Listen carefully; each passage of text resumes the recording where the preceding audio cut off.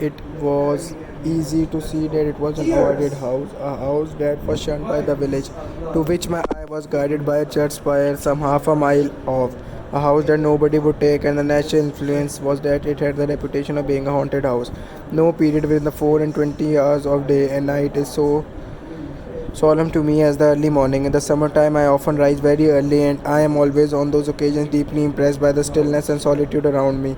Besides that, there is something awful in the being surrounded by familiar faces asleep, in the knowledge that those are who are dearest to me and to whom we are dearest are profoundly unconscious of us, in an impassive state, anticipative of that mysterious condition to which we are all. Beside that, there is something awful in thus being surrounded by familiar faces asleep, in the knowledge that those who are dearest to us and to whom we are dearest are profoundly unconscious of us, in an impassive state, anticipative of that mysterious condition to which we are all trending. The stopped life, the broken threads of yesterday, the deserted seat, the closed book, the unfinished but abandoned occupational or images of death.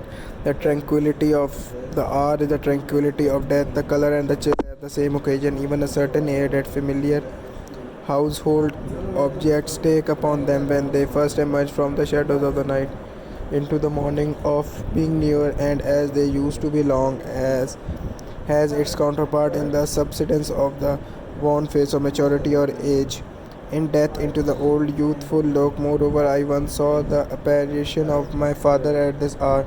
He was alive and well, and nothing ever came of it, but I saw him in the daylight sitting with his back towards me on a seat that stood beside my bed. His head was resting on his hand. Amazed to see him there, I sat up, moved my position, leant out of bed, and watched him. As did not move, I spoke to him more than once. As he did not move, then I became alarmed. I laid my hand upon his shoulder, as I thought, and there was no such thing. For all these reasons, and for others less easily and briefly stateable, I find the early morning to me my most ghostly time. Any house would be more or less haunted to me in the early morning, and a haunted house could scarcely address me to greater advantage than that.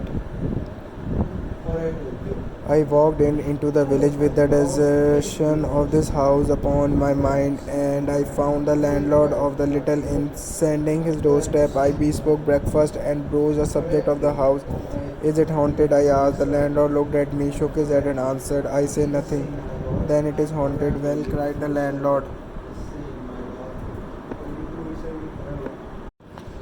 Then it is haunted. Well, cried the landlord in an outburst of frankness that had the appearance of desperation. I wouldn't sleep in it. Why not? If I wanted to have all the bells in a house ring with nobody to ring them, and all the doors in a house bang with nobody to bang them, and all sorts of feet treading about with no feet there, then why, said the landlord, I would sleep in that house. Is anything seen there? The landlord looked at me again, and then, with his former appearance of desperation, called down a stable yard or Ike. The call produced on high-shouldered young fellows with a round red face, a short crop of sandy hair, a very broad humorous mouth, a turned-up nose, and a great-sleeved waistcoat to purple bars with mother-of-pearl buttons that seemed to be growing upon him, and to be in a fair way, if it were not pruned, of covering his head and overturning his boots. This gentleman wants to know, said the landlord, if anything seen at the Poplars.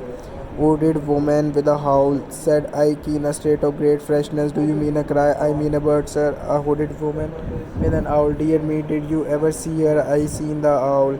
Never the woman, not so plain as the owl, but they always keeps together. Has anybody ever seen the woman as plainly as the owl? Lord bless you, sir. Lords who? Lord bless you, sir. Lords. The general dealer opposite, for instance, who is opening his shop. Perkins, bless you. Perkins would go nigh the place. No, observed the young man with considerable feeling. He ain't otherwise, ain't Perkins, and ain't a fool such as that. Here the landlord murmured his confidence in Perkins knowing better. Who is or who was the hooded woman with the owl? Do you know? Well, said Ike, holding up his cap with one hand while he scratched his head with the other. They say in general that she was murdered, but the howl he uttered the while.